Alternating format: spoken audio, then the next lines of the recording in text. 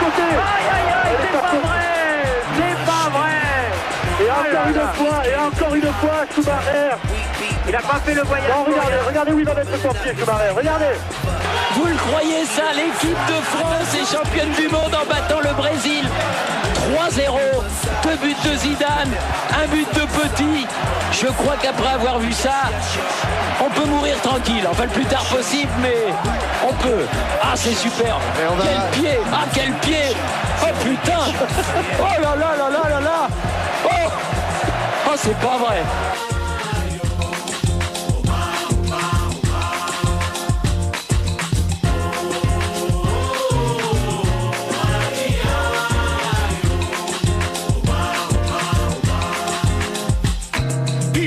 Big peppers, but I rock rhymes. 1, 2, 3, 4, several times. Heavy rotation played by every kind. Radio station. Bonjour à tous, l'édition spéciale Coupe du Monde 2014 sur IDFM 98 FM et son indicatif hommage aux deux grands absents de cette compétition, les deux Thierry, comme chaque semaine, Roland et Gilardi. Comme chaque jeudi à partir de 21h, on va parler football et vous allez nous faire vivre votre Coupe du Monde, chers auditeurs. Pour la dernière fois, malheureusement, donnez votre avis, venez débattre et parlez-nous de votre ressenti au 01 34 12 12 22, 01 34 12 12 22 et idfm98.fr pour réagir. Sans plus tarder, on passe au programme de cette édition spéciale Coupe du Monde 2014, épisode 4, voire épisode 5. On est ensemble jusqu'à 22h pour 1 heure d'émission.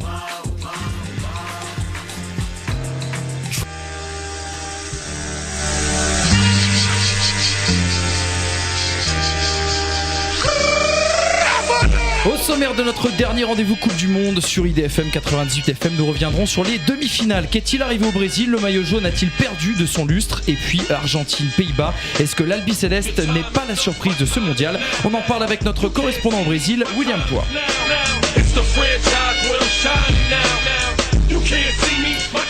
Puisqu'on a parlé des demi-finales, ce sera l'occasion aussi de se projeter sur la finale de dimanche. Allemagne-Argentine, remake du quart de finale 2010. La Nationalmannschaft peut-elle perdre cette finale ? On en parle avec notre spécialiste foot allemand, Vincent Magnez.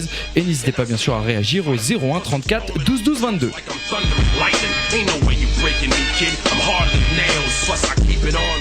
On rendra un bel hommage également à Miroslav Klose, désormais meilleur buteur de l'histoire de la Coupe du Monde grâce à sa 16e réalisation face au Brésil. Il s'agira également de parler des Bleus en fin d'émission. Peut-on avoir des regrets après le match face à l'Allemagne ? Enfin, vos coups de cœur, vos surprises, vous nous appelez au 01 34 12 12 22 et via internet bien sûr avec le site internet idfm98.fr. Voilà pour le sommaire, jetons un coup d'œil à l'équipe type, la compo du jour d'IDFM 98 FM pour ce nouveau rendez-vous consacré à la Coupe du Monde et bien sûr toujours la petite musique qui va de pair, mes amis. Gloria Gaynor pour mes champions du monde à moi, bien sûr. Capillairement zidanesque, il a le génie de Valderrama, chanteur comme Enzo Schifo. Il partage un goût prononcé des soirées comme Maradona et comme ses numéros 10. Il joue actuellement pour le plus beau des clubs de journalistes, Canal+. Monsieur Greg Drouillat, notre meneur de jeu de la partie. Salut Greg. Salut Manu, salut à tous. Comment ça va Greg ? J-3 avant la fin du mondial. Est-ce que le blues arrive là ? Ça y est. On va le sentir la semaine prochaine, le blues. Ouais, on commence un peu à sentir lundi, cette semaine. Oui, déjà on n'a plus de match tous les jours, donc déjà il faut faire autre chose, il faut s'occuper autrement. Mais bon, ça on attend une belle finale. On profite des derniers jours, bien entendu. Il s'est rêvé Ronaldo, mais a su cultiver l'héritage italien du catenaccio. En Europe, les hommes l'appellent le renard des surfaces. En France, les femmes louent ses qualités de finisseur. Comme Super Pippo Inzaghi, c'est le garçon le plus fidèle que je connaisse. Eddie Amari cette semaine, encore est de la partie. Salut Eddie. Salut Manu. Ça va ? Bonsoir à tous. Ça va. Sympa là. J'ai décidé de taffer les ouvertures un petit peu là. Je me suis dit c'est la dernière, il faut aller un peu plus loin. Pas d'humeur aujourd'hui puisqu'on l'a dit dans le sommaire tout à l'heure, il y aura les coups de cœur, ton coup de cœur et justement nos auditeurs sont appelés et amenés à venir parler coups de cœur avec toi aujourd'hui. Exactement et à l'image de Greg et de vous tous là autour du plateau, je suis très triste que cette Coupe du Monde se termine ce week-end.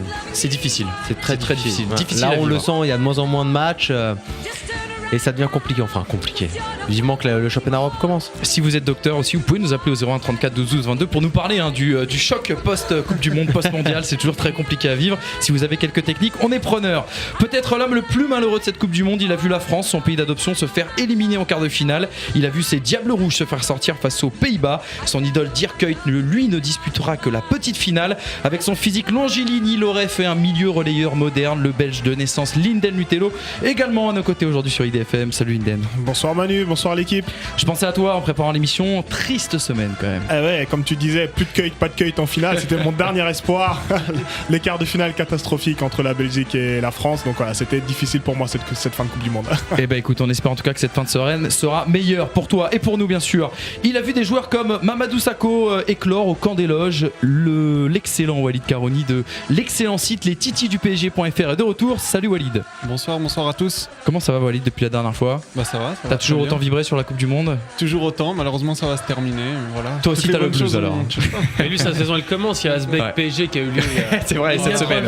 3-0. L'heure des avec les titres du du PSG, ouais, exactement, qu'on marquait.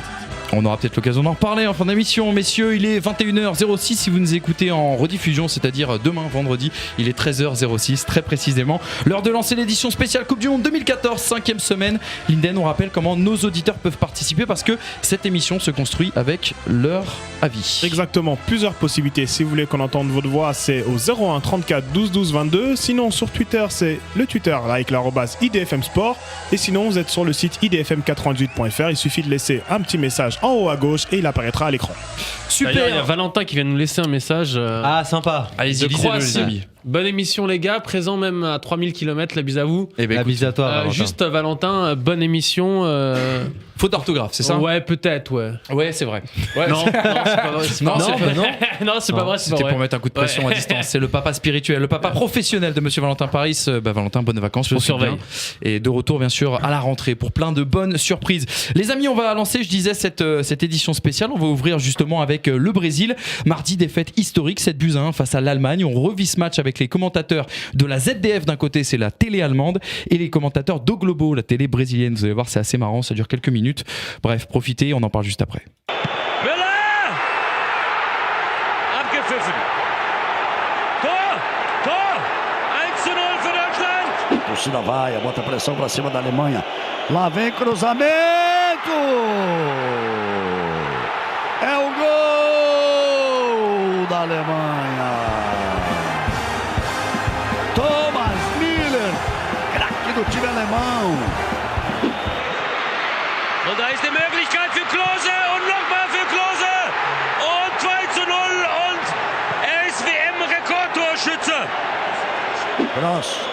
Botou na frente, olha o perigo, Klose. Júlio César, Klose.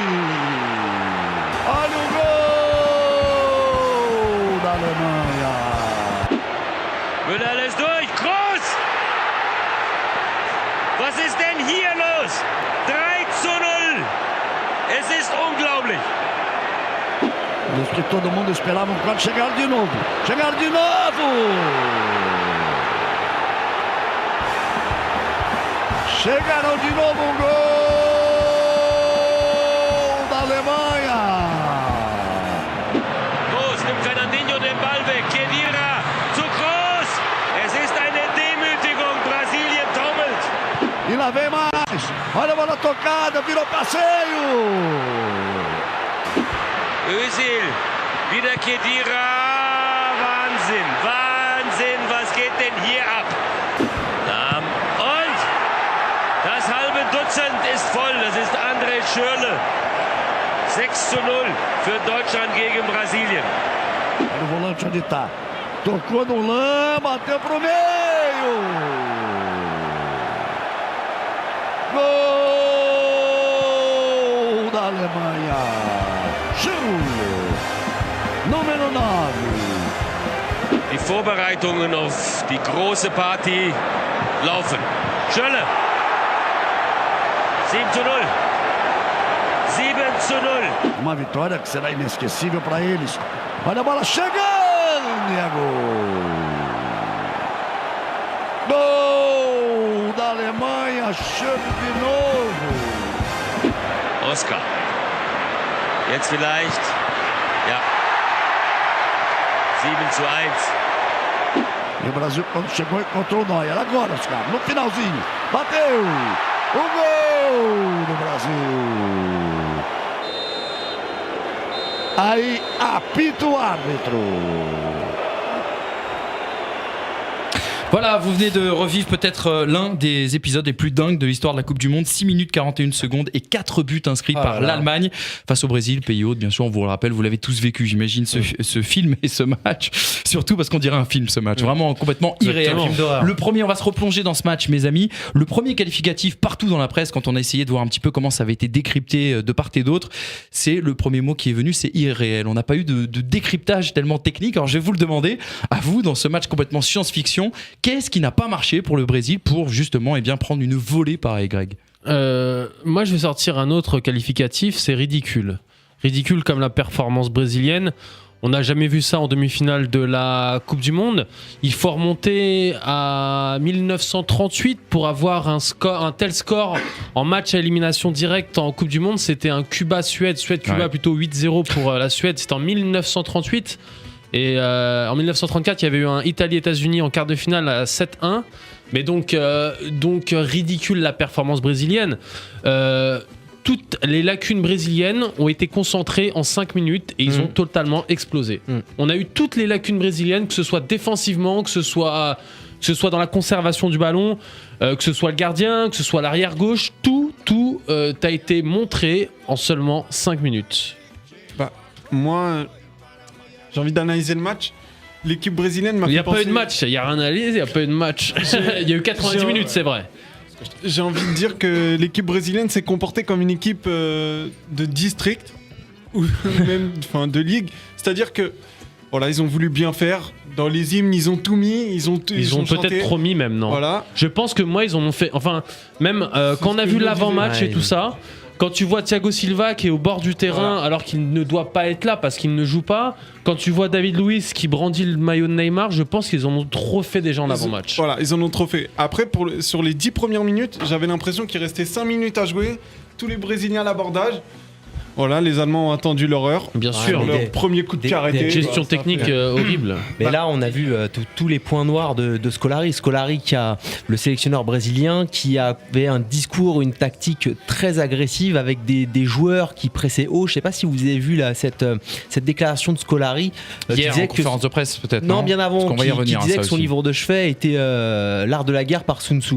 Donc, L'art de la guerre par Sun Tzu, ceux qui ne l'ont pas lu, ce sont des techniques de guerre. Ouais. Et Sun Tzu apprend nous dit dans ses techniques de guerre que c'est un petit peu comme la blitzkrieg. Il faut attaquer son adversaire et ne lui laisser aucun répit dès les premières minutes de combat.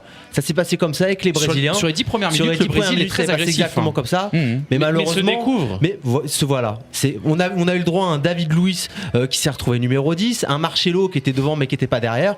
Et face aux Allemands, ça ne marche pas. Mais on le paye cash. Mais par exemple, on prend l'exemple du Barça. Le Barça a un petit peu cette technique. À la perte du ballon, ils vont presser haut, ils vont étouffer leur adversaire. Oui, mais on n'a pas piqué Puyol qui joue numéro 10 au Barça. Le problème, mais il reste dans leur camp. Mais tu te prends un but sur corner, un but que tu ne dois jamais prendre. Une erreur de marquage flagrante. Thomas Müller et il est seul. Une très bonne démarcation de Thomas Müller. Si on revoit l'action, en fait, ils ont fait un double bloc en fait. Sauf que tu dois le suivre à la. En fait, les deux centraux font un double bloc sur David Luiz qui tient Thomas Müller. C'est très intéressant. Ça, c'est le travail à l'entraînement. Et les Brésiliens sur les coups de pied arrêtés quand même depuis la Coupe du Monde 98. C'est catastrophique. C'est dingue. Hein. C'est catastrophique. Mais après, je veux revenir sur les lacunes. C'est que je pense que le début de la Coupe du Monde a masqué toutes les lacunes du Brésil.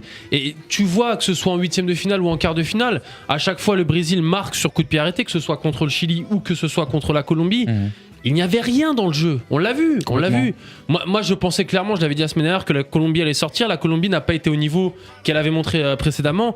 Mais dans le jeu, il n'y avait rien du côté brésilien. Et dans l'envie face à la Colombie, je pense qu'il y a quelque chose de rassurant et peut-être qu'on s'attendait à autre chose justement face à l'Allemagne. Mais l'envie, il l'avait contre l'Allemagne aussi. Le problème, c'est que techniquement, ils sont tellement plus faibles qu'ils peuvent rien faire. On va donner la parole à Linden. Ils sont revenus un petit à la confusion vitesse et précipitation. C'est-à-dire qu'ils ont voulu soigner leur image parce qu'ils ont beaucoup été critiqués au niveau de la Coupe du Monde et on a vu lors des 7 premières minutes un Brésil aller très vite, recommencer et on s'était dit peut-être que ça allait être... Enfin, il y avait deux écoles. On s'est dit tactiquement c'est pas en place mais ça peut le faire puisqu'ils ont cette envie qui revient, ce jeu qui est en train de se reconstruire de façon brouillonne et puis dès la première attaque allemande on a vu que voilà, avec une équipe en place, le côté brouillon ça ne servait à rien, sachant que le leader, ce qui était bizarre, on va dire le leader technique finalement dans cette équipe, on dirait que c'était devenu David Luiz, c'est-à-dire c'est lui qui devait prendre les balles de derrière pour faire tout le terrain pour aller devant, ce qui perdait totalement son sens. Donc un joueur, surtout lui qui, au niveau des émotions, comme tu disais, il y a eu peut-être, selon les avis, on peut dire qu'il a surjoué ou autre. Il était beaucoup dans ce côté émotion, dans ce côté. Il avait le brassard en plus. Il avait le brassard en plus. Mais on avait déjà remarqué ça, que David Luiz,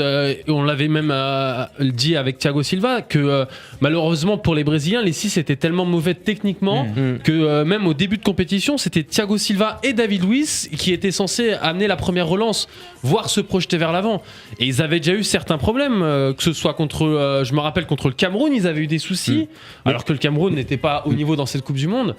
Donc ce match a montré toutes les lacunes que le football brésilien a actuellement. Un petit mot juste sur les stats, les amis, un truc quand même incroyable. Le Brésil a plus frappé au but que les Allemands, a plus cadré que les Allemands, enfin... sauf à l'intérieur bien sûr des cages forcément. Ils ont eu plus de possession que les Allemands, plus de corners que les Allemands. C'est quand même incroyable qu'on en finisse sur un score aussi large, un écart aussi large en tout cas. C'est pas incroyable dans la mesure où est-ce que on se rappelle d'une action, moi je me rappelle de 2 actions sauvées par Neuer en début de seconde période. 12 arrêts mais sinon il n'y a rien de flagrant, à part le but et les 2 arrêts en début de seconde période, sinon il n'y a rien, c'est des frappes de mouche.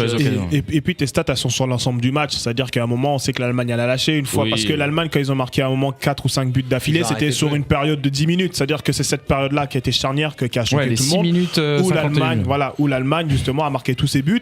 Et ce qui, en fait, contredit après la stat qui donne derrière, parce qu'ils ont laissé le ballon aux Brésiliens. Donc on en revient à la pression. Peut-être autre élément. C'est ce que j'allais dire. Depuis le début du mondial, je pense que les joueurs brésiliens ont eu la pression comme jamais ils ont eu dans leur carrière. C'est quand même. Ils se sont peut-être mis aussi. Oui, ils se sont peut-être mis tout seuls. Mais c'est quand même un paradoxe pour des joueurs qui ont autant d'expérience. David Luiz a gagné la Ligue des Champions. Mais après, regardez, pour moi, Thiago Silva n'a aucune expérience. Thiago Silva n'a jamais joué une demi-finale de Ligue des Champions. C'est ce que j'allais dire. Thiago Silva de Coupe du Monde. Mais après, il n'était pas sur le terrain non plus. Il n'était pas sur le terrain non plus hier, ce match-là. Mais dans l'approche de ces matchs-là, dans le vestiaire, il aurait pu être important. On va prendre le 11 type. Regardez l'animation offensive. T'as Luis Gustavo qui joue à Wolfsburg. T'as t'as Bernard qui est remplaçant au Shakhtar Donetsk. T'as Fred qui joue à Fluminense. Tu as Hulk qui a failli être relégué, Fluminense. Voilà. Tu as Hulk qui joue au Zénith Saint-Pétersbourg. T'as Oscar qui est une fois sur 2 titulaire avec Chelsea. Au bout d'un moment, tout est expliqué. Tout est expliqué, mais tu n'as pas de joueur de football au bout d'un moment.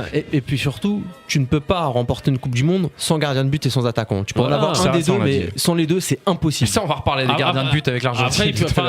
Sur les 7 buts, t'en as 6 qui sont marqués du plat du pied.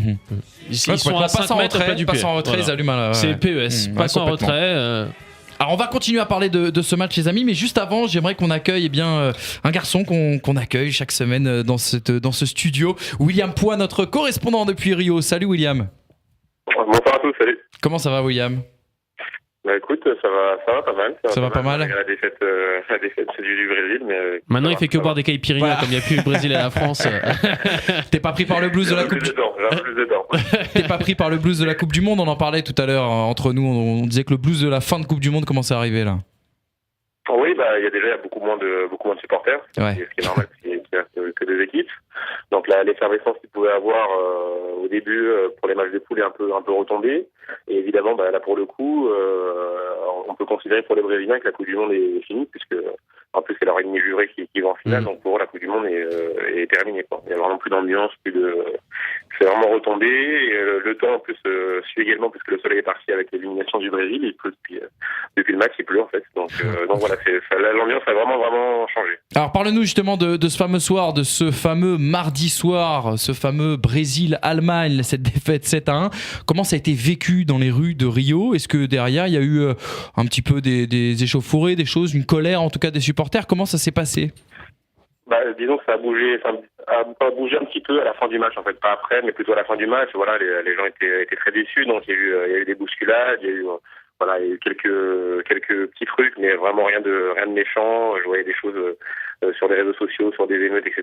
Pas du tout. Les gens se sont été déçus, très tristes, parce qu'ils avaient quand même beaucoup d'espoir suite aux différentes étapes passées par le Brésil, avec les victoires françaises face au Chili, là quand même belle performance face à la Colombie. Donc les gens attendaient quand même à quelque chose de cette équipe du Brésil face à l'Allemagne. Mais globalement, les gens sont plutôt rentrés chez eux, étaient plutôt tristes, plus qu'en colère en fait. Vu de France, on vilipende beaucoup Felipao, je sais pas si on le dit, Felipe Scolari. On a beaucoup parlé aussi des critiques vis-à-vis de Fred. Il y a eu un superbe article, je sais plus dans quel journal il dit l'équivalent de l'équipe au Brésil qui a mis 0 au Globo, qui a mis 0 à tout le monde.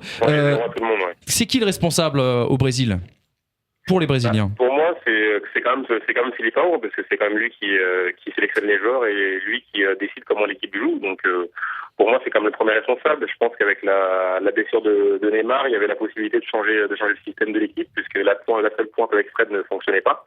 Et ça, c'était depuis le début du tournoi, même si les résultats ont fait illusion. Fred était totalement inexistant en pointe. Je pense qu'il y avait la possibilité de faire jouer davantage William, qui est plus percutant, plus dribbleur, et ce qui n'était pas du tout le cas d'un Hulk, même s'il essaie, mais voilà, il est lourd, il n'est pas un débordeur. Voilà, Fred n'est pas mobile, donc il y avait vraiment que Neymar qui bougeait, qui est vraiment le vrai joueur de ballon de cette attaque.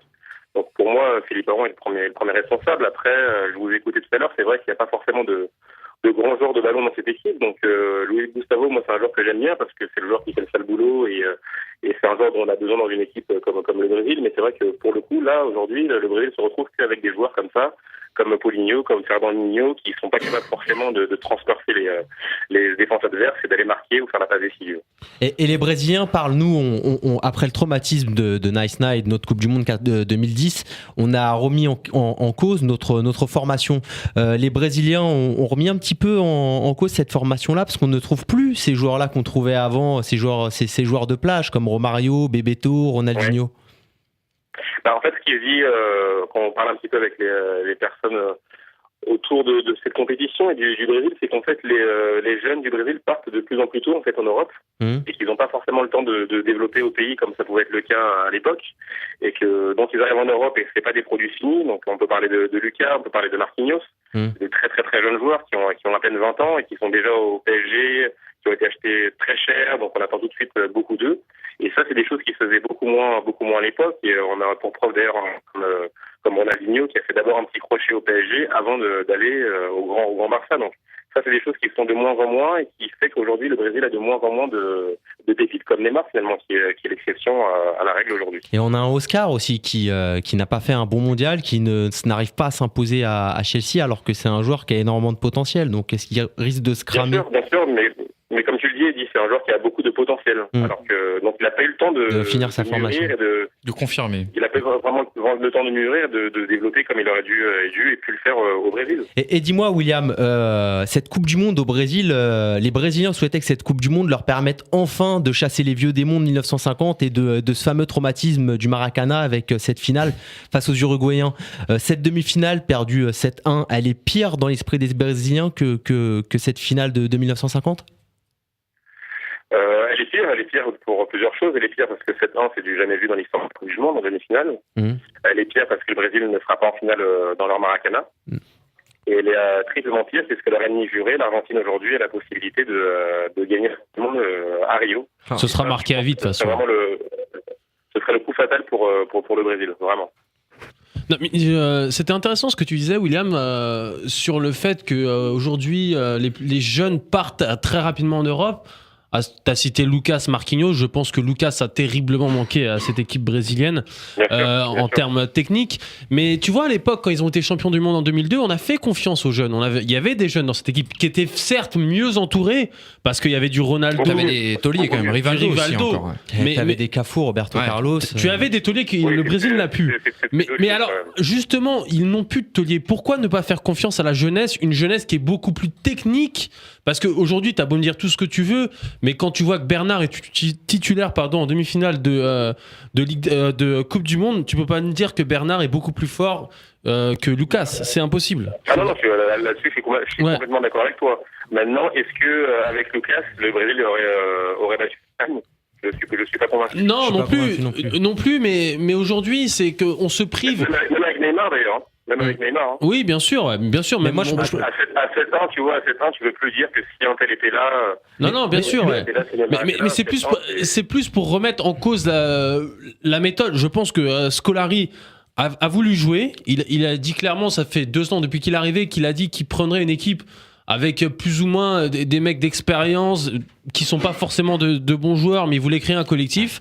Et là, clairement, il a perdu son pari, quoi. Oui, totalement. C'est pour ça que je dis que c'est le premier responsable. Moi, je pense que surtout que le Brésil, malheureusement, un petit peu comme tous les pays du monde, et le monde se mondialise, et malheureusement, le Brésil est en train d'européaniser son football, c'est-à-dire que maintenant, avoir des installations, ça ne coûte plus si cher que ça.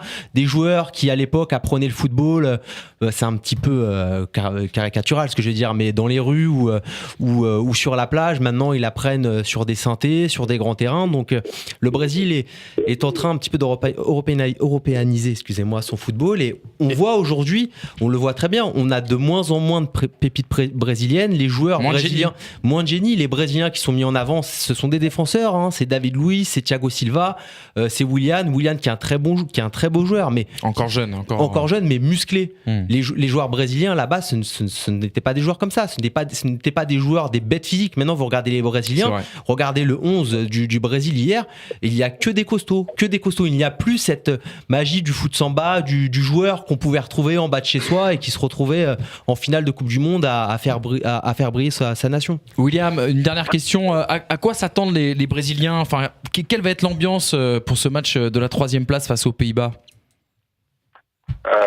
Difficile parce que, comme je vous le disais, pour eux la Coupe du Monde est terminée, hein. Même Daniel Alves l'a dit, hein. C'était la Coupe du Monde ou rien du tout. Donc voilà, maintenant les joueurs veulent rentrer chez eux. Même Julio César l'a dit en conférence de presse, ils veulent retourner en famille et passer à autre chose, parce que ce qui s'est passé, c'est terrible, vraiment. Il y a eu un trou noir de 6 minutes que même les supporters n'ont pas compris. C'est-à-dire que pendant 6 minutes, il y avait un silence de mort et les buts s'enchaînaient et les gens étaient totalement abasourdis. Donc je pense que ça va être vraiment, vraiment difficile pour le Brésil de faire ce match, et d'autant plus qu'ils ont quand même à cœur d'essayer de défendre les couleurs de leur pays, mais le cœur n'y sera pas, et s'ils perdent encore, ce sera encore pire.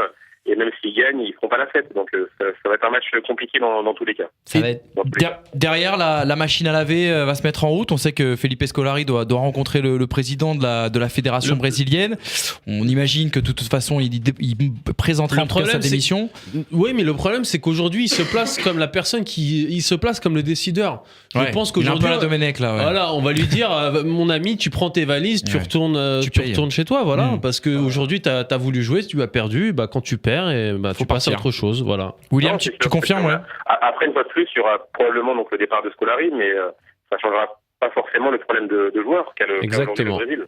Et la machine à laver, t'y crois? C'est-à-dire que cette équipe, on la reverra plus jamais. En tout cas, de chercher de nouveaux talents, de peut-être restructurer la formation, d'empêcher les jeunes de partir aussi tôt en Europe. Eddy, tu parlais d'infrastructure. Moi, je pense que c'est plus les dirigeants qui se sont européanisés plus que les joueurs, en fait. Puisque moi, je suis ici, je vois, tu rentres à 3h, 4h du matin, t'as des enfants sur la plage. Tu l'as toujours, mais je pense qu'il y a voilà, c'est aujourd'hui le football représente énormément d'enjeux, et on n'a plus envie de prendre de risques avec voilà, il y a un Neymar pour 100 Brésiliens, donc il y a la volonté de prendre de moins en moins de risques et de tirer le maximum de profit des futurs potentiels talents brésiliens, tout simplement. Merci beaucoup, William. Toi, tu restes au Brésil jusqu'à quand? Moi, je suis là jusqu'au 31 juillet. 31 juillet. Tranquille. Encore un peu de soleil et de caipirinha. Bon, c'est super. C'est une bonne nouvelle. Surtout, profite bien, et tu viens nous voir en studio après quand tu rentres en France. Super. Quand on te fera des super coucous. Et merci à toi en tout cas pour toutes ces infos venues du Brésil. Ciao. Merci. La bise, Will. Ciao. Ciao, William. On peut quand même dire. Tu vois, on avait des résultats chez les jeunes en espoir ou même dans les catégories inférieures. Le Brésil avait l'habitude de gagner souvent. Ils ont été champions du monde. Ils viennent gagner le Festival Espoir de Toulon. Mais ils viennent de gagner. Mais il y a les 10 dernières années, ils n'avaient rien gagné. Vice-champion olympique. Et le Festival Espoir, et les vice-champions olympiques. Ils étaient champions olympiques, ils gagnaient les championnats du monde. Avec Thiago Silva déjà, tout ça. Bien sûr. Et ça fait 10 ans quand même qu'ils n'ont pas eu de résultats probants. On va quand même le dire, le Festival Espoir de Toulon, c'est quand même de la D2. C'est quand même de la D2 junior. C'est pas l'équipe de France Espoir qui y va. C'est plus la Coupe du Monde des espoirs plus du tout que ça. c'était il y a encore C'est les quelques années. A-primes qui vont de chaque équipe. Ouais, tout à fait. Et en l'occurrence, c'est les moins de 19 qui étaient Brésil. les moins de 20. C'est les moins de 20, ouais. À ce qui paraît, l'organisation du tournoi de Toulon est super amateur. Ouais, mais c'est très les amateur. Argentins s'étaient fait piquer Ouais, bien sûr. tous leurs maillots, tous leurs équipements il y a 2-3 ans. Ah, c'est Toulon. Mais ça n'a plus l'aura que ça avait avant, quoi. Donc on peut quand même, il y a peut-être une explication là aussi. Les amis, je voudrais qu'on parle d'une petite info. Vous allez me dire si vous y croyez ou vous y croyez pas. Le Daily Mirror a annoncé dans son édition d'hier qu'un pacte aurait été scellé à la mi-temps entre les Allemands lorsqu'ils rentrent à 5-0 et que les Allemands auraient décidé, je sais pas si c'est le bon terme, mais de lever le pied ou en tout cas d'éviter une plus grande bérésina. Est-ce que vous y croyez? Moi, je crois qu'ils ont laissé marquer les Brésiliens en fin de match. Moi, je crois que est-ce que tu vois qu'il y a Neuer, ils ont rien fait en fin de match pour arrêter Oscar? Oui, il y a juste Neuer qui voulait pas se prendre un but, quoi. Alors, ils ont pas prévenu Neuer parce que Neuer, il avait la colère, mais les autres, ils en avaient rien à faire de se tu prendre vois ce but, la façon dont Boateng se laisse passer, soit c'est le score, soit c'est l'envie de non, dire. mais après, Moi, c'est logique honnêtement, qu'il je relâche pense que le pied, c'est psychologiquement qu'il relâche le pied. Ouais, je pense pas qu'il y ait eu ces ordres donnés parce que on le voit bien. Moi, ce qui m'a surpris dans l'état d'esprit de l'eau, les Brésiliens menaient déjà 5-0 ou 6-0. Ouais, 5-0 et il fait rentrer Churlo. Il fait rentrer Churlo à la place de Klose, normal. Au lieu de tout le monde aurait fait rentrer un défenseur ou un milieu de terrain, non, lui poste pour poste, il laisse son attaquant on devant. fait participer le reste de l'effectif. Mais c'est surtout le fait que Churlo accélère le jeu, donc c'est qu'il voulait quand même remettre une surcouche. C'est-à-dire qu'il a vu qu'à un moment, au retour de la mi-temps, l'Allemagne s'est calmée. C'est-à-dire que c'était un petit jeu de passe-passe. Et finalement, quand on compare le type de joueur, Klose qui est un pur buteur, mais qui est lent. On va en parler, les amis. On va parler de Churlo qui est un accélérateur. C'est qu'à un moment, Joachim Löw a voulu redonner un coup de boost justement à cette équipe-là en faisant rentrer Churlo. Après, derrière, il a fait tourner avec les Draxler et autres. Churlo, il n'a pas aimé le pacte non plus, apparemment. Ah, Churlo, il m'a fait gagner de l'argent. On va tout de suite rejoindre notre auditeur Anthony. On va bien sûr parler tout à l'heure de la National Mannschaft avec Vincent Magnès qui sera en duplex avec nous. Mais Anthony voulait réagir à Felipe Scolari, Luis Felipe Scolari, et nous dire que pour lui, apparemment, c'était le principal responsable. Bonsoir Anthony. Bonsoir à tous. Alors bon, c'est vrai que vous avez déjà pas mal évoqué le sujet sur Scolari. C'est vrai que moi après le match contre l'Allemagne, j'étais très énervé après Scolari parce qu'on a vu que pendant cette Coupe du Monde, au final, il ne s'est quasiment presque jamais remis en question. Si on regarde le 11 du Brésil, à chaque fois, il a peut-être changé un ou deux joueurs, mais au final, la base est restée la même. C'est vrai que si vous regardez par exemple, rien que vous prenez l'équipe en entier, donc il y a Julio César, il y a que ça. Derrière les latéraux, vous prenez Dani Alves, Marcelo, des joueurs super offensifs, mais quand il faut défendre, il n'y a plus personne. Dans l'axe, Thiago Silva, il essaie de faire le travail. David Luiz, il est offensif, donc au final, Thiago Silva se retrouve presque seul comme véritable défenseur central. Et puis devant lui, il a quoi? Il a Paulinho, Luis Gustavo, qui sont aujourd'hui pas des joueurs qui sont là pour ratisser et pour faire la première relance. Du coup, on s'est retrouvé avec une équipe en fait du Brésil complètement désorganisé, et puis ça on l'a vu même dès le premier, même à tous les matchs. À part le Cameroun où ça fait un peu illusion parce qu'ils ont gagné facilement, mais à tous les matchs il y avait cette même base et c'est vraiment pas remis en question, même que ça soit pour le 9. Au final on me dit il n'y avait pas grand chose. Dans ce cas-là vous faites avec ce que vous avez, je sais pas, vous passez Neymar en 9. Et puis voilà, vous mettez un joueur comme Willian, vous le laissez pas sur le banc toute la Coupe du Monde pour lui faire jouer. Moi, c'est surtout Ramirez que j'aurais bien vu dans ce milieu de terrain devant la défense pour un petit peu équilibrer. J'ai attendu ce changement-là, ce changement tactique tout au long de la Coupe du Monde de la part par Scolari. Je l'ai jamais vu arriver. C'est vrai que Anthony, a fait un mauvais match. Anthony, ce que tu soulignes, c'est vraiment, et t'as raison, c'est le manque d'équilibre de cette équipe brésilienne et ça a été flagrant dès les premiers matchs. Le problème, c'est que je pense que tout le monde et Scolari en premier était berné par la performance de son équipe en Coupe des Confédérations l'an passé. Il a quand même la performance de l'Espagne peut-être. Non, mais le problème c'est que maintenant on va être sûr que la Coupe des Confédérations ne sert strictement à rien. Ne veut rien dire. Enfin, ne veut rien dire et ne sert strictement. Si elle sert à avoir des beaux matchs, parce qu'on avait quand même vu des beaux matchs, mais ça veut rien dire. Ça veut strictement rien dire. Je pense aussi qu'il y a beaucoup de fierté mal placée du côté de Scolari. C'est-à-dire qu'aujourd'hui, il a voulu se battre contre la presse en disant que ses choix étaient les bons, même si je pense qu'à un moment, il a dû se rendre compte que sur certaines actions, c'était mauvais. Par exemple, le fait comme on parle de Willian, on parle de certains cas, que Fred était encore là, je pense qu'il a senti que que c'était peut-être pas le bon truc, que le jeu n'était pas le bon, mais comme tant que ça passait, il était persuadé d'aller au bout de son combat pour montrer qu'il était le vrai boss là-dessus. Et je pense que c'était vraiment de l'égoïsme. Est-ce que le souci, c'est pas les 23 qu'il a convoqués en bien sûr que c'est ça le souci. Mais c'est ça le souci de base. Et après aussi, le problème, c'est qu'il avait pris ces 23-là pour la Coupe des Confédérations, qu'il avait mis 3-0 à l'Espagne et 4-2 à l'Italie. Il y a cette liste des 23 et surtout le réservoir de joueurs brésiliens n'est plus aussi impressionnant qu'avant. Ça, on l'a dit, ouais. C'est pas l'Allemagne. Tout à fait. C'est pas l'Allemagne, mais t'as des joueurs qui sont quand même restés sur le carreau. Je pense il y en a un qui m'arrive dans la tête et qui est flagrant, c'est Coutinho qui a fait une saison extraordinaire avec Liverpool. Tu demandes pourquoi il n'est pas dans les 23 quand même. Complètement. Champion du monde du vin. Mais après, c'est vrai que sur les 23, il n'y a pas vraiment de.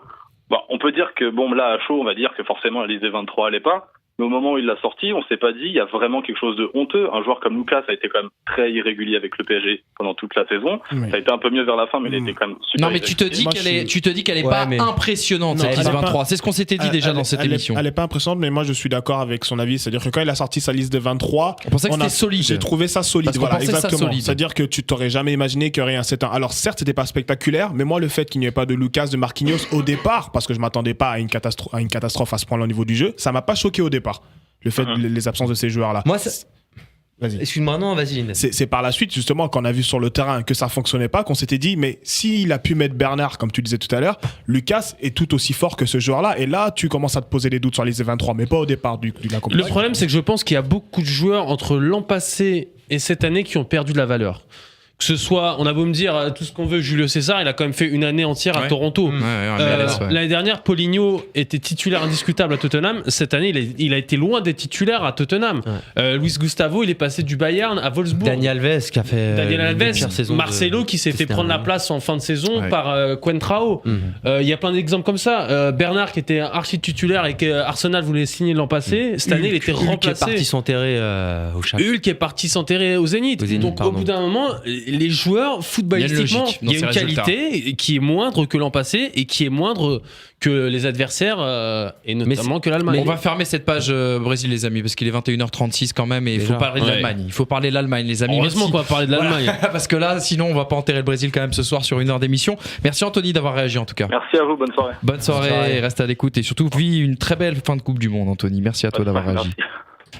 Voilà, est-ce que les Brésiliens seront catalogués comme favoris à la prochaine Coupe du Monde? Je pense pas. À mon avis, déjà, c'est comme les Français. C'est une bonne question, parce qu'à chaque Coupe du Monde, ils sont favoris. Mais moi, c'est surtout, on parlait il y a quelques semaines de la France qui prépare son Euro 2016, mais quand on voit l'Allemagne et la génération qui arrive, ça va faire mal. Ça va faire très mal. On va en parler avec un monsieur, Vincent Magnez, il arrive tout de suite. Vous allez écouter les supporters allemands qui étaient à Rio en sortant du Maracana. Non, c'était pas ni à Rio ni au Maracana d'ailleurs ce match. C'était à Belo Horizonte et le Stade Port-Bonheur normalement de la CSAO. Malheureusement c'est fini. C'est terminé. Voilà, on va écouter les supporters allemands. Vous allez voir toujours le fair play allemand et on retrouve Vincent Magnez pour parler de l'Allemagne juste derrière. Tout s'est joué dans les 10 premières minutes. Le premier but après 7 minutes, et puis un suivant, et je pense que les Brésiliens ont tout simplement abandonné.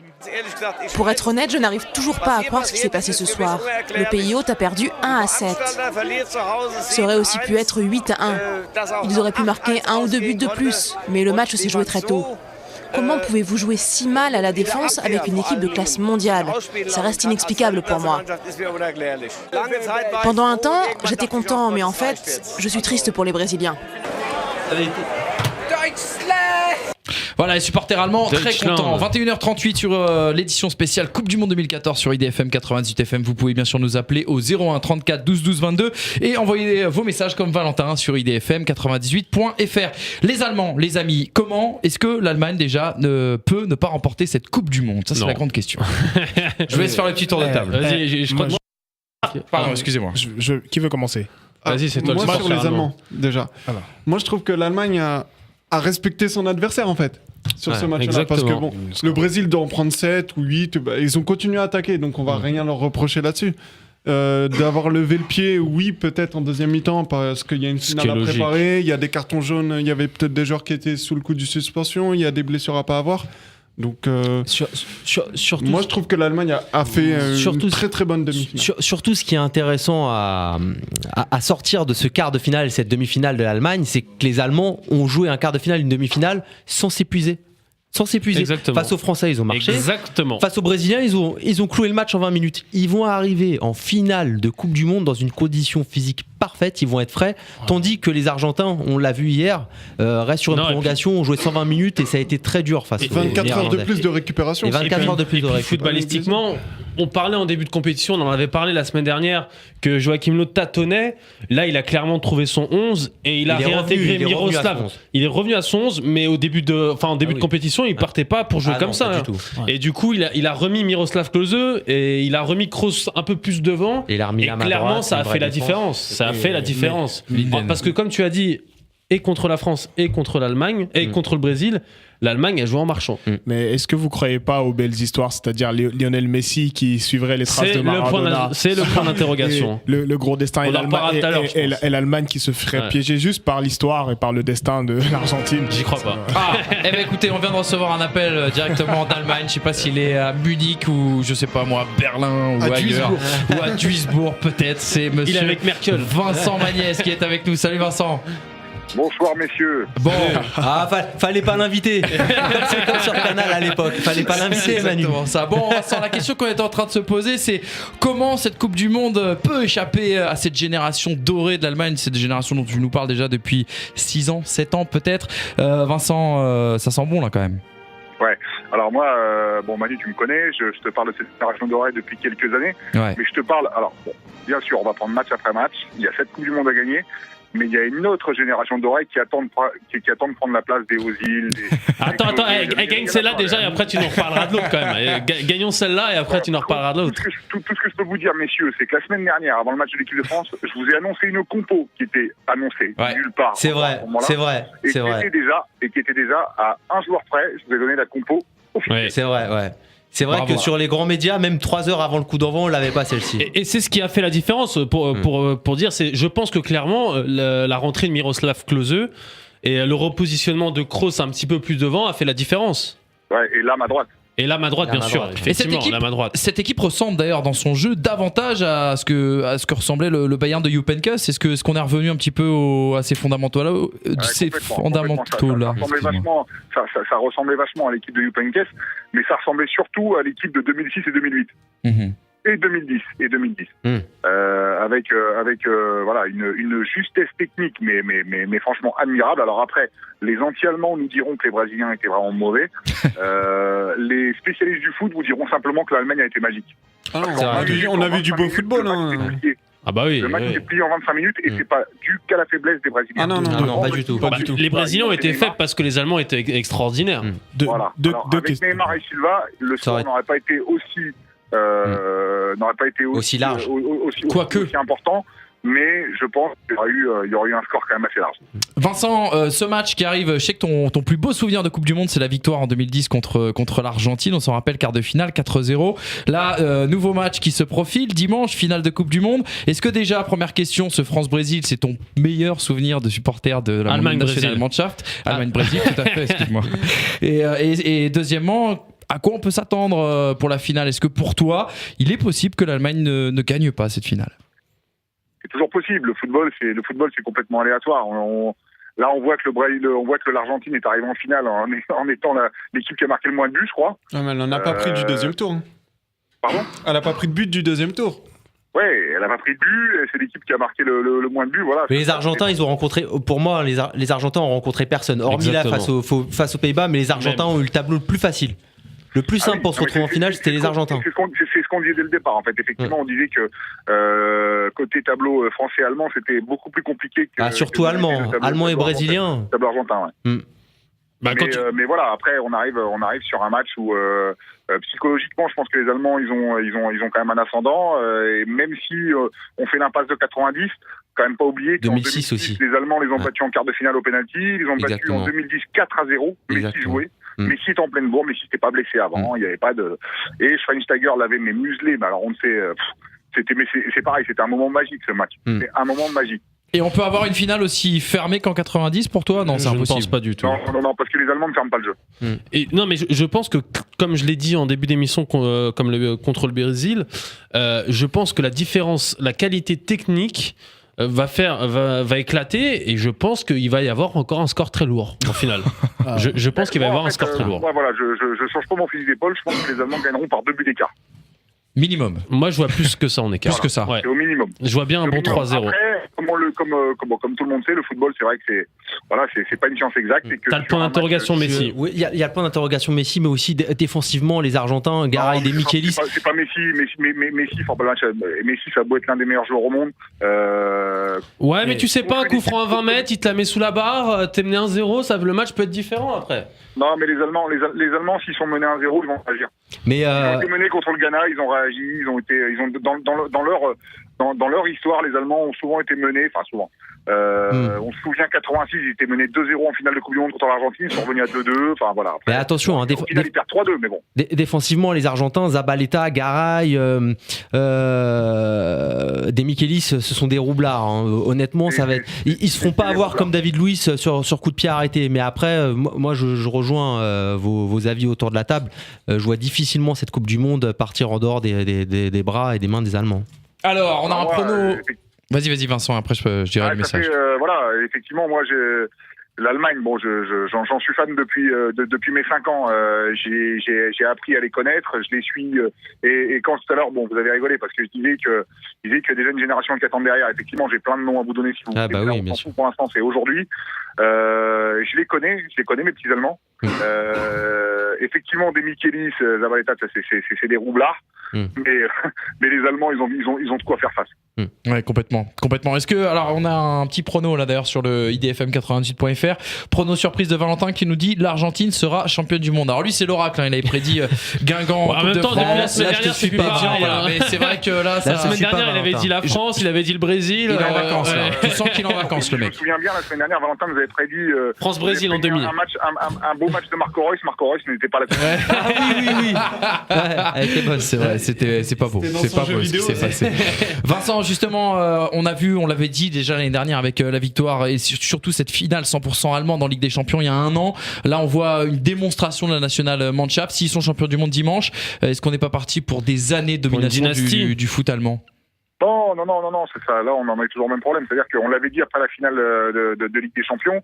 Des champions Bayern de Munich, Borussia Dortmund, et finalement on s'est aperçu que la saison d'après en fait c'est le Real Madrid qui a gagné avec des champions, donc ça peut aller très vite. Ça peut aller très vite, mais il y a une ossature qui est très jeune quand même. C'est vrai que depuis 2006 et l'éclosion de tous ces joueurs comme Podolski, Schweinsteiger, Lahm, bon maintenant qui sont vraiment arrivés plus qu'à maturité, avec derrière, même si Götze fait pas une super Coupe du Monde, c'est quand même un joueur qui est là, qui est important. Il faut qu'il rentre à la 70e, il pourra mettre le feu. Quand on voit des mecs sur le banc comme Draxler, Schurrle, non, franchement, c'est. Et ceux qui sont à la maison, Reus, Gundogan, l'attaquant Gomez aussi. C'est pour ça aussi que je rigole quand on me dit que les Français, logiquement, devraient gagner l'Euro 2016, ce qui a été fun. Non, c'est pas logiquement. Attends, c'est pas logiquement. Des Benfader qui seront pas là en 2016, le reste seront là, avec en plus des Max Meyer, des Longoresca, des Gundogan, des Reus, des Schmelzer qui seront revus de blessure. Donc bon, non, l'Allemagne a encore de belles années devant elle. Mais c'est vrai que ça fait peur. Comme je disais la semaine dernière, encore une fois, je vais pas changer d'opinion aujourd'hui, les Allemands auraient dû gagner la Coupe du Monde 2010. Pour moi, en 2010, elle était déjà meilleure que l'Espagne. Ah oui, ils ont déconné en demi-finale. C'est Joachim Löw qui s'est un peu dans le jargon footballistique. Trochovski, non? Il va nous la ressortir. Ça t'a marqué, ça, hein? Ah, bah ça m'a marqué. En 2012, il a fait aussi la même erreur en enlevant Marco Reus, qui avait fait un match formidable contre la Grèce en quart de finale. Voilà, après, ça s'est joué sur des erreurs. Cette année, on a l'impression que le sélectionneur a retenu quand même ses erreurs. L'équipe aussi a progressé dans ce sens-là, psychologiquement, mentalement. On a l'impression que cette équipe d'Allemagne, effectivement, elle peut pas, cette année, il y a rien qui peut les empêcher d'aller au bout. C'est là où on a vu, cette Coupe du Monde-là nous a permis de se rendre compte à quel point il y avait de très très bons coachs, et on a vu surtout la différence et la dimension qu'il y a entre Joachim Löw et Felipe Scolari. Scolari est arrivé avec un schéma tactique qui ne fonctionnait pas, avec Fred dans l'axe, on connaît tous l'histoire, et on a vu comment c'est terminé. Joachim Löw est arrivé, a changé son schéma tactique, il a tâtonné un petit peu, il a vu que ça marchait pas si bien que ça, il est revenu à son ancien schéma, ce qui est une grosse preuve d'intelligence. et tout a refonctionné tout a refonctionné pour les Allemands. Ouais, alors en plus, lui, c'est vrai que malgré tout, moi je vous avais annoncé changement total contre l'équipe de France, c'est ce qu'il a fait. Alors que beaucoup de monde disait non, Joachim Löw, il est très fier, il changera pas, il ira au bout comme ça. Mais bien sûr que non. C'est une preuve d'intelligence. Joachim Löw, ça a été quand même celui qui a tout inventé avec Jürgen Klinsmann, mais c'était la tête. C'était le bras droit de Klinsmann. C'était déjà Joachim Löw avec Jürgen Klinsmann à la tête. Mais voilà, donc effectivement, il a su. Alors j'en suis content parce qu'à un moment donné, c'est vrai que ça m'énervait un petit peu les choix qu'il faisait. L'âme, c'est le meilleur latéral droit au monde, et me laisser autant de temps au milieu. Alors il est bon au milieu, mais il est beaucoup moins influent dans le jeu qu'il ne peut l'être quand il est latéral droit. Sur un mot, Vincent, excusez-moi les garçons, un mot, Vincent, sur Miroslav Klose. Il nous manque du temps, malheureusement, 10 minutes d'émission. Klose, 16e but en Coupe du Monde, mais surtout, je crois que c'est 71 buts en sélection, en un peu plus de 140 sélections. C'est bien ça, Vincent, hein. Voilà, et puis alors un mec comme Miroslav Klose, il y a un truc. Alors les gens sont déçus parce qu'il fait pas de passement de jambes avant de marquer un but. Ah, mais c'est un tueur. Ils disent que voilà, le vrai Ronaldo ne devrait pas être dépassé par un joueur comme Miroslav Klose. Mais Miroslav Klose, c'est un buteur. Miroslav Klose, les passements de jambes, les roulettes, tout ce qu'on veut, il s'en fout. Ce qu'il faut, lui, c'est mettre des buts. Et surtout son record. Il est content, évidemment, parce qu'il a le record. Mais à la base, quand on voit Miroslav Klose, en 2010, déjà, il était encore un peu plus en jambes qu'il ne l'est maintenant. Quand il est remplaçant, il a le sourire. Il joue pour c'est un grand homme. T'expliques qu'il soit sous-coté comme à ce point-là, ce garçon-là. Je répète la stat, c'est 136 matchs, 136 sélections, 71 buts. C'est plus d'un but tous les 2 matchs. Non, mais c'est impressionnant. Et effectivement, Greg le soulignait, c'est un joueur qui est sous-coté. Mais Greg, je te rassure, c'est Manu. C'est Manu. Tous les joueurs allemands sont sous-cotés. Toni Kroos, c'est formidable. Il joue milieu défensif. On le met numéro 10. Et comme je vous disais la semaine dernière, son meilleur poste, c'est juste en soutien de l'attaquant. Il l'a prouvé contre le Brésil, il a été juste magnifique. Ce joueur-là, on lui propose... Il va signer pour 25 millions au Real. Il va 20 millions d'euros. Ouais. J'ai envie de vomir quand j'entends ça. J'ai envie de vomir. Et surtout quand tu vois que Cavani a été signé 64 millions au PSG. Mais non, mais moi je veux revenir surtout sur la classe de Miroslav Klose. C'est son interview d'après-match. Je sais pas si vous avez eu l'occasion de l'entendre. Il ne parle pas du tout de son record. Il dit juste Brésil, c'est très bien. Mais bon, nous on a un groupe, on a un collectif qui est magnifique. Vous pouvez le voir à chaque fois à l'entraînement. Et tu le sens clairement que son record, entre guillemets, ça passe au second plan. Lui, ce qu'il veut, c'est être champion du monde. Sachant qu'il y a Müller qui arrive derrière en plus pour le record. Surtout que Müller va battre son record aux prochaines Coupes du Monde. Donc, sait-on jamais. Et puis surtout, alors les gens disent bon, ça va être dur de redescendre sur terre après un match comme ça. Mais il y a un truc, tous les Allemands s'accordaient à dire, tous les joueurs de la sélection, notamment le sélectionneur, mais Toni Kroos l'a dit, Schweinsteiger l'a dit, on n'était pas là pour battre l'équipe de France ou le Brésil, on est là pour être champion du monde. Le score, on s'en fout. Tu le vois à la fin du match, la classe, ils en font pas trop, ils vont voir leurs potes brésiliens. Tout sauf exubérant. Voilà, juste un petit peu un salut à leurs supporters, mais ils sont là, ils sont en mission et clairement ils vont être champions du monde. Vincent, le Ballon d'Or, si ça devait être un Allemand, ce serait qui? Müller pour Greg. Moi je fais la grève de la faim si c'est pas Müller. C'est toujours le même problème. Bien sûr que Müller le mérite. Müller, c'est pas un attaquant, il est déjà 10 buts en Coupe du Monde, il est je sais pas à combien de passes D au Bayern, et pourtant il était remplaçant cette année. Voilà. Ce Müller, le problème, c'est qu'il est pas beau. Non, mais c'est vrai, bien sûr. Pas non plus Brad Pitt, quand on le croise dans la rue, c'est tout sauf un joueur de foot. Sauf qu'il est là, et ses stats sont là, il est altruiste, c'est un mec qui est généreux. J'ai jamais vu un joueur à vocation offensive faire autant d'efforts défensifs. C'est un super joueur. Tout ce qu'il fait, c'est bien. C'est l'intelligence. Ses stats en Coupe du Monde, 12 matchs, 10 buts, 6 passes décisives. Donc forcément, tu sais qu'il va y avoir quelque chose. Après, on peut aussi avoir en Ballon d'Or, comme Ballon d'Or... Neuer, ouais. Mais Emmanuel Neuer, il est au top depuis 2008. Il est au top depuis 2008. Il était à Schalke, que j'en parlais déjà. Je disais que c'était un monument, c'est un monstre, c'est tout ce qu'on veut. Les gens me disaient, oh, mais non. Le petit couac cette année. J'ai l'impression que les gens le découvrent en 2014. Le petit couac cette année pour Neuer, quand même, c'est quand même son match retour. Enfin, c'est le match retour, c'est pas son match, c'est le match retour contre le Real où il en prend 4. Enfin, juste pour le Ballon d'Or, je parle. Ça peut être un petit couac pour le Ballon d'Or. Ouais, mais bon, après, il a été... Alors, c'est pareil, on a failli donner le Ballon d'Or à Ribéry, mais Ribéry ne méritait pas le Ballon d'or. Tout à fait d'accord. On réouvre pas ce débat, les amis, s'il vous plaît. Si Ribéry avait pris le Ballon d'Or, c'était, comme on le disait, c'était pour le donner à quelqu'un, mais bon, ça aurait été un Ballon d'Or, on va dire, pour l'équipe du Bayern. Et c'est Ribéry qui l'aura pris parce que c'était un joueur offensif. Aujourd'hui, c'est pareil, Neuer, lui enlever le Ballon d'Or parce qu'il y a eu une défaillance collective contre le Real Madrid. Il a été comme toute son équipe.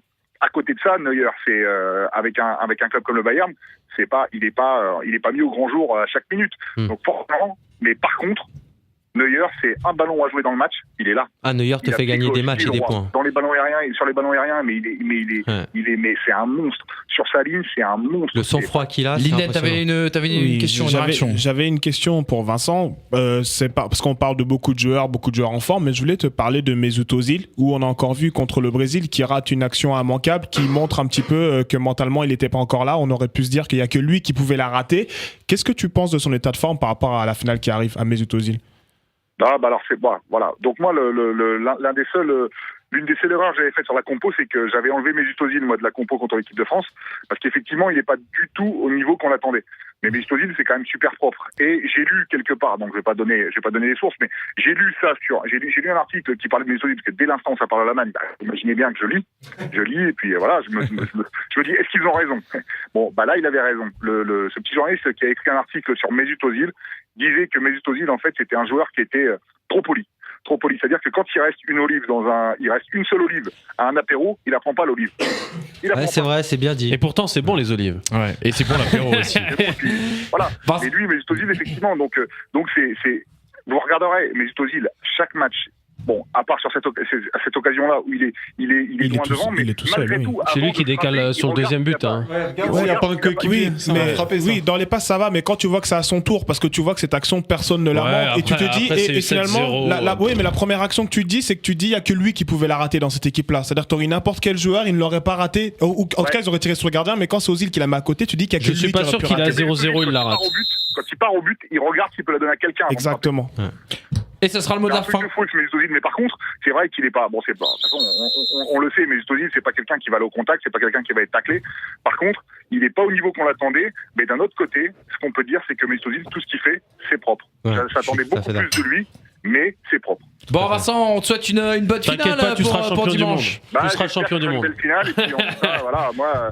Là, je l'attends, ce titre de champion du monde, j'attends depuis 90. Oui, on te comprend. Vincent, je vais refaire une petite partie de Football Manager. Tes noms des petits jeunes là, allemands, tu me les mets de côté, d'accord? Ah oui, il y en a, il y a Léon Goretzka, il y a Max Meyer, il y a Draxler qui. Les amis, on manque de temps. 3 minutes pour les coups de cœur. Tu me feras une liste. Merci beaucoup, Vincent. Bonne finale, mon ami. Puis on se retrouve à la rentrée, bien sûr. Allez, ciao, Vincent. Et allez l'Allemagne. Comme on dit. Comme on dit chez toi. Salut Vincent. Voilà, c'était l'Allemagne. On va finir un petit peu avec vos coups de cœur, avec une musique coup de cœur en tout cas. Je sais qu'il plaît beaucoup Diamari. C'est vrai que cette semaine aussi, j'étais un peu dans le blues, un peu dans le dur. Et We Are One de Jennifer j'aimais pas Lopez, au début, mais comme cette Coupe du Monde est belle, elle rappelle beaucoup de souvenirs cette musique-là. Très rapidement les amis, on va faire l'énumération de vos coups de cœur de cette Coupe du Monde 2014 parce que ça va s'arrêter dimanche à minuit. Ce sera peut-être fini, peut-être un peu plus tard. Non, je pense pas. Non, ça sera fini avant. Voilà. Qu'est-ce que vous avez aimé dans cette Coupe du Monde? S'il y a des images que vous gardez, je vais commencer par la droite pour changer par Linden. Les images, entre les beaux buts, mais après moi j'ai un coup de cœur qui va être un petit peu différent. Finalement j'aimerais bien revenir sur les Pays-Bas qui sont venus avec une équipe composée de beaucoup de joueurs de Rudi Weiss, et je pense que même si c'était pas beau, même si ça paraissait fragile, c'est quand même un championnat qui est coté en dessous de la Ligue 1. Ils sont réussis quand même avec un Robben en plus, arrivant en demi-finale de la Coupe du Monde. Donc je pense qu'il y a des joueurs qui seront à suivre, et moi j'ai vraiment été touché par cette équipe malgré ce qu'elle a présenté. Donc d'autant que ce championnat est quand même est maintenant en dessous du championnat belge par exemple. Exactement. Donc je dis que on a des joueurs qui vont faire parler d'eux dans quelques années. Donc la Hollande, le coup de cœur pour Linden. Eddy. Moi c'est un coup de cœur général. Vraiment, moi ce qui m'a plu dans cette Coupe du Monde là, c'est l'énergie des nations sud-américaines et d'Amérique centrale, le Mexique, le Chili, le Costa Rica, même le Brésil malheureusement. Ils ont apporté vraiment quelque chose de frais, de beau, que ce soit par leur public, que ce soit par l'énergie sur le terrain, l'intensité des matchs. C'était vraiment génial de suivre tous leurs matchs. Walid, ton coup de cœur à toi. Moi, coup de cœur, l'Algérie. Ouais. Ah, tu me l'as piqué.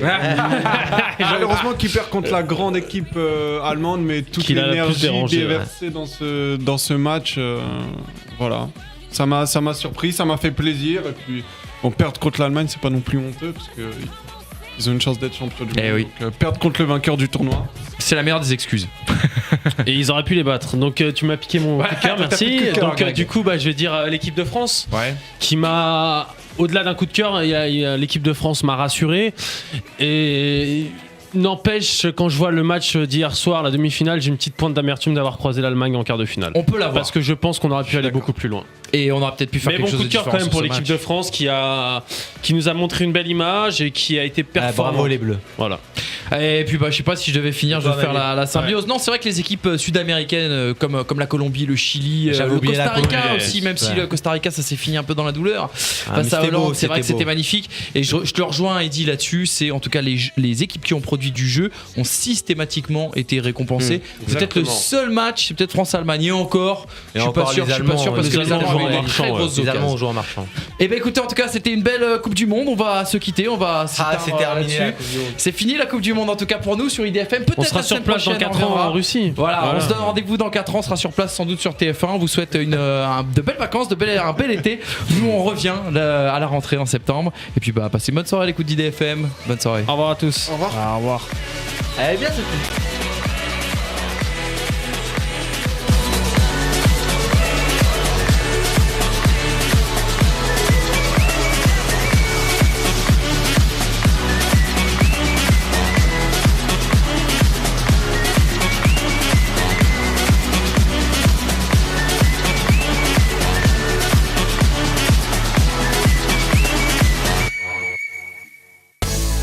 Vous écoutez IDFM, il est 22h.